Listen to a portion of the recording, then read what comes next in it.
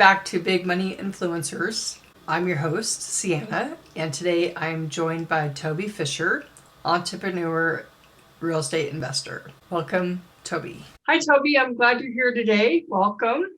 Great. Thanks for having me. I just have a few questions I wanted to ask you about your business and your investing, and just get some information and see what kind of nuggets you have to drop today. That you are a man with a lot of knowledge and information and many things to share. So my question for you, the first question I have for you in a nutshell, what do you do? I am an investor. So I'm a full-time investor, predominantly real estate. I like to say that I'm semi-retired, which is half true anyhow, because I work half the time and half the time not. So that's what I do. Predominantly real estate in 3 different states right now. Okay. And do you have an ideal type of customer or client or person that you work with? So most of my assets are real estate and their property, and they're everything from retail stores, big, I have a tenant, a household name tenant, and then I have other people, residential tenants, just mom and pops, and industrial space, office space. So it varies. So those are my customers. Wonderful. How did you get started into real estate? So that's a great question. So I was 18, maybe 19, and I was painting a building. And the owner of the building, as I'm painting the building, the owner of the building comes out in flip-flops. He had just been away for like a month and driving his car and didn't seem to be working very hard. And there I was painting his building, and it was a July day, so it was very hot. And I started thinking to myself, that's probably a better, easier road than painting buildings. So that was really the idea. It also had a lot to do with how I grew up. I grew up in a very poor household, and yet I had a very wealthy my grandparents were very wealthy. So it was, I got to see, he had his Olympic-sized swimming pool, 5-car garage, the horses, the estate with the elevator. This was a house that had an elevator inside the house, to give it some perspective. A beautiful English Victorian. And then we lived in this old farmhouse that ultimately got condemned by the Board of Health. So that contrast really kind of stuck with me. And real estate just seemed like an investment vehicle that I could wrap my brains around. And partly because I was painting. That's how, when the idea of real estate first came in my mind. Wonderful. That's great. That was a smart decision for sure. So what type of, I've dabbled in real estate, and if someone was wanting to get started, what would you recommend would be the best path for them to go? There's so many different ways. And the easiest way to start is with, multi-families, 2 families, 3 families, 4 families, stuff like that, because they're fairly attainable in that, getting the financing, whether a person, so I started by living in my property. So I lived in a number of my properties. So I would move into a property, I would rehab it, fix it all up, move to another property. So, I think the easiest way to get into is with multifamilies. And there's a lot of different, get into office space, industrial, and retail requires probably more capital than a lot of people have access to. Okay. And so, question that I didn't give you, and I've been pondering this a lot with all the mortgage moratorium because of COVID. Do you think there's going to be a big hit coming up and a lot of foreclosures coming up on the market?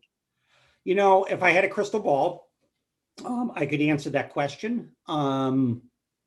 If you just asking me to take a wild guess, because, despite, I've been doing this now since 1996. So I've been through a couple down economies, and sometimes my predictions have been correct, and sometimes I just didn't see it coming. I think the eviction moratorium is going to end, maybe not right away, but this year I think it's going to end. I think in your what we would call your working poor or your poorer communities. I think those are the areas going to be hardest hit. The folks that are dealing with real estate in some of your better communities probably had people who are doing credit background checks, had decent credit, and they probably are paying the mortgage. So those properties are probably not going to be in problem. It's going to be the ones that were kind of on the fringe to begin with. And so these people were living paycheck to paycheck. They might not have had the greatest credit when they moved in. And that was just the kind of market that was in. So I think unfortunately, this is going to impact your poorer community. So what does that mean? Yeah, there might be foreclosures. I don't think it's going to be this year, though, because I think there's enough money pumped in the economy. I think this year will be a rosy year. So maybe next year, but that's a guess. Yeah, that's all we can ever do is guess, right? And then when it hits, it's like a total shock. Well, that brings up another point that I think is really important. I've been around long enough to know that anything can happen at any time. And so one of the things as an investor is I'm always,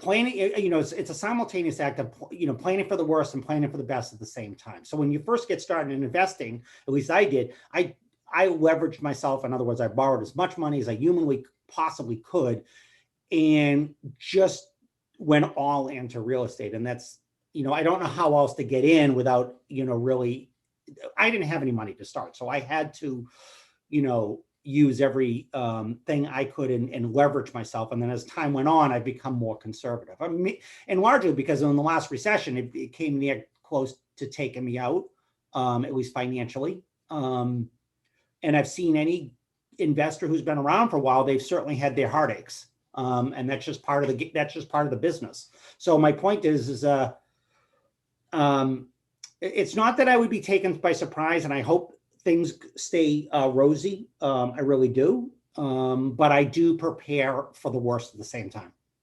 So it's investing and being proactive, and yet at the same time being cautious. And if you're newer in the game, at least as I was, you probably have to be more proactive just because you don't have the ability to raise capital otherwise. Gotcha. Yes.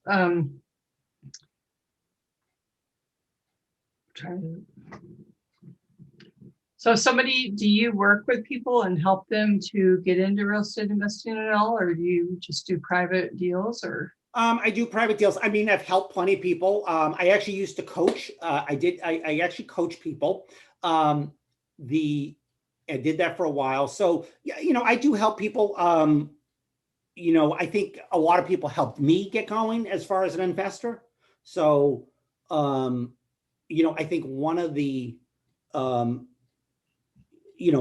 things that no matter, even when I coached and I taught people, I could not, people have this idea that, they talk to their friends, they talk to their neighbors, none of them are investors, they're not in the business, and they're all going to tell you all the terrible things that could go wrong.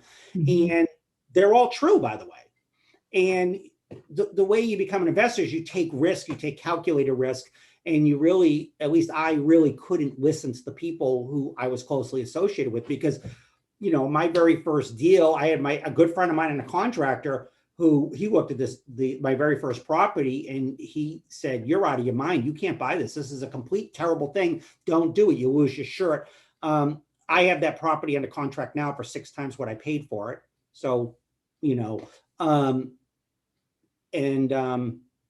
so I do work. I do help people. I don't do it professionally. My main objective is to be semi-retired, work easily and effortlessly, making as much money as I sleep was while I'm awake. And I do a pretty good job at that. My wife and I, we were away at Florida for a month, and we got back a few weeks ago. So I really try to have that balance now. So for me, it's not all about the money, it's about the lifestyle. That sounds awesome. Love it, love it, love it. So we had talked previously kind of about real estate investing education and the difference between going to a seminar or a conference or even a summit and getting all this knowledge but not doing anything with it. What would you recommend would be the some major steps or tips to actually take action from all the information you learned? I think, first of all, surround yourself with people that are actually doing it, whether it's an investment group, a mastermind group, something like this wealth seminar.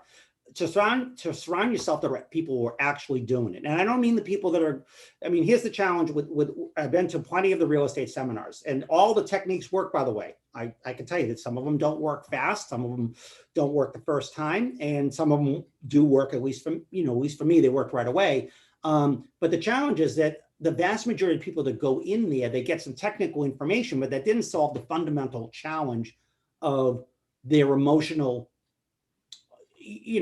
going out and investing. It's not gambling, but it can be nerve-wracking because you can do all your homework and still make a bad decision. And that's very nerve-wracking for the average person who works a job and wants a retirement and wants safety. To go out and take all the money that we've worked for all this time and then go invest in a deal that could go sideways can be challenging. So surrounding yourself with people who are actually doing the business successfully, not people talking about the business, people that are actually in the business, ideally people with more experience. And people, you would be amazed at how open investors are with sharing what they know with other younger, newer investors who are actually doing something rather than just talking about doing something. So I think seminars, the seminars are great. The wealth webinars like this are great. And I think finding people who are actually out there that you can talk to, that you can have a relationship with. And they're out there. If you look, they're out there, whether through investment groups. Now we have Zoom. There's so many different ways to interact with people who are actually doing the business. That's great advice. So one more question for you. If somebody wanted to contact you, do you have maybe, I don't know if you want people to contact you or reach out to you? How can they reach out to you and take the next step to?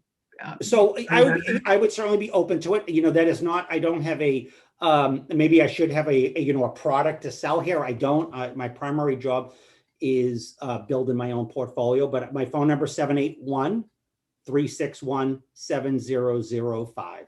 781-361-7005. And I'm happy to talk with people who want to get into the business, don't know where to start.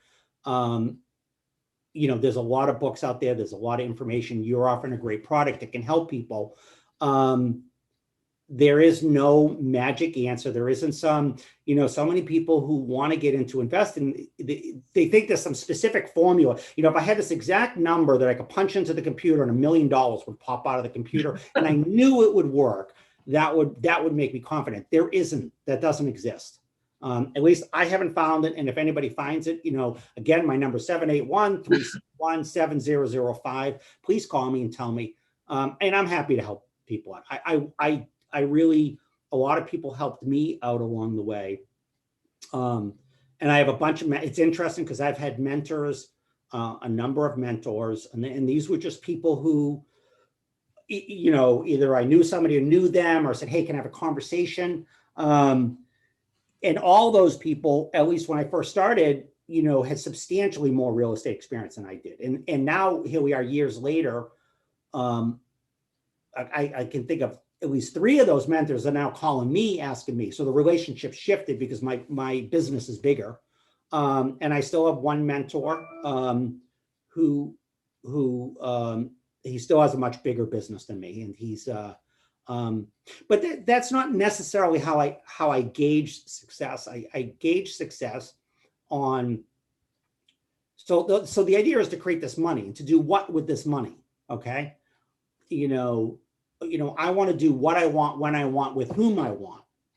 So that's what the money's for. So, right. My grandfather was a really phenomenal role model. He retired when he was 50 years old. And that was it. And he, believe it or not, he had a vision since he was 18 years old. He read a book that talked about the philosophy. Actually, within the book, there was a line that said, any businessman, because this is written in the 30s, said something to the effect, any reasonable businessman should retire at age 50 if he can do so. And my grandfather took that at age 18 years old, and he had his retirement party on his 50th birthday. That's awesome. You know, and he always said, he says, I could have made plenty of more money. A lot of my classmates made a lot more money than me, but I had more than enough. And the truth is he had more than enough to do. So him and he and my grandmother, you know, traveled around the world for almost, let's see, 40, she died at, so it was 47 years that, 44 of those years, they traveled around the world extensively. You know, Africa, Indonesia, they had houses in St. Martin and Dominican Republic and in Florida. They'd sail between them all.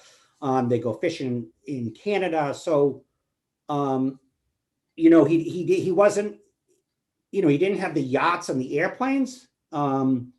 He had exactly what he wanted, which was his 3 little houses in the Caribbean. He could sailboat, and his fishing place up in Canada, and he also liked wildlife in Africa. So, so I think building wealth is, okay, what do we do with this wealth? What's the point of it? Is it just is a measuring stick? Who has the most amount of money wins? You know, for me, and that's a lot what drives my decisions now. It's, you know, I can make a lot of money doing certain things. And then the question I go is, well, why? What am I doing? How does that fit my, you know, my vision now is to easily and effortlessly create wealth as much as asleep as while awake. And it's not to say that it goes like that every day. And it's not to say I don't have responsibilities. But when it comes to a new business venture, if it doesn't fit that profile, I don't want to do it. You know, so I used to have I had a laundromat, right? Great money maker, right? And I saw the entire world through making money and what was a good investment, and you had to work hard for money. And as long as I saw it through that lens, laundromats made perfect sense. And then when I finally came to an awareness, is wait a second, there seems to be a lot of people out there making money and they don't seem to be sweating like I am.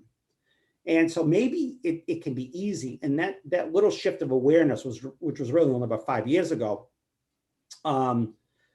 really shifted my vision so it went from laundromats to solar farms. And it was actually really pretty easy, much easier than a laundromat. And so. Did you say solar farms? Solar farm, yeah. Nice. So you know, so I have a solar farm and it creates energy for the next 20 years, because they seem to last about 20 years. This thing's about 3 years old. So I got 17 years left of this thing just churning, and it puts the money in my account. I don't have any tenants calling me. There's no broken washing machines. There's no plumbing. You know what I mean? Right. And you know, like I said, I am predominantly in real estate, but I do other things as well. So I'm definitely going to have to Google the solar farms, because solar energy is really, really popular here in the state of California. In new constructions, you have to put the solar in. Right. And that business is booming for sure. The tax benefits were unbelievable. It really was. It was a remarkable deal. But again, going back to, you know, I think what's really important for an investor is to have some type of vision. Like I literally had, so one of the things that drove me is, you know, in my mid 20s, I made a bet with my grandfather that I would have more money than him. So he had a certain amount of money when he was age 50. And that by the time I was age 50, I would have more money than him. And we actually wrote up this bet. I actually have it right on my desk right here. I can show it to you. So this is it's a little hard to see, but it actually has some numerical numbers in there. And it's, you know, it lists his properties and how we were going to adjust for inflation. So this thing right here is 26 years ago that we wrote that. And so, you know, like my grandfather had this vision when from a young man, he was going to retire at 50. I had this vision, and it was just to beat him. That was it. It was, I want to tell you there's some bigger spiritual meaning. It was a ego-driven bet by a young man. And my grandfather, I think, probably knew exactly how to get my goat, to get me to move. And so for a lot of years, that was my vision, to create more wealth than him, is defined by this formula. And that my vision has changed over the years, and I've actually taken time to write it out more in a paragraph statement. But I think a long-term vision is important. And that really helps me too. Also go, okay, my vision doesn't mean laundromats, but it could mean solar farms, right? So it really also helps me guide me in the opportunities I do. How many years is your vision? So this vision right here, so I don't, I have a 5-year, 10-year, and 20-year vision as of right now. That's as far as I've gotten on that. When I wrote that, that was 22 years. So I wrote that maybe 24 years, because I wrote that when I was 26 years old. So, and this bet on a paper plate I made with my grandfather, that's probably a poor example of a vision, but it's what I had at the time. My vision is actually more written out. It's like a page for each, 1 year, 5 year, 10-year, 20-year. That's really, that's how it helps me direct my focus. And without that, people are going to go look at a multifamily, whatever business opportunity, and then they're going to go talk to their friends, and all their friends are going to tell them it's a terrible idea, and all the people that they know that lost their shirt doing it, or they're going to get caught up in some get rich quick scheme. And there are plenty of other ways to make money. The stock market has not been one of the places that I haven't lost, but that hasn't been an area that I've been able to figure it out very well. I would say emotionally. It's a different type of strategy. I tend to think more long-term than day trading, but people do that. I think it's a different thing. But for me, the vision drives my energy. So, and for me, it's really all about, it's really about, I have an RV. I bought an RV, a small one. It's like a van, so I can park it anywhere. I want to drive across the country. So I can't have labor intensive properties or laundromats. That doesn't fit. That doesn't work. How to manage those properties while I'm driving across the country doesn't work for me. You know what I mean? Right. Well, that's not freedom. That's not freedom. Right. So I have one more question, real short question before I let you go on with your day. So were you able to, because I love your contract that you made with your grandpa, from short built connection and relationship, and did you beat him?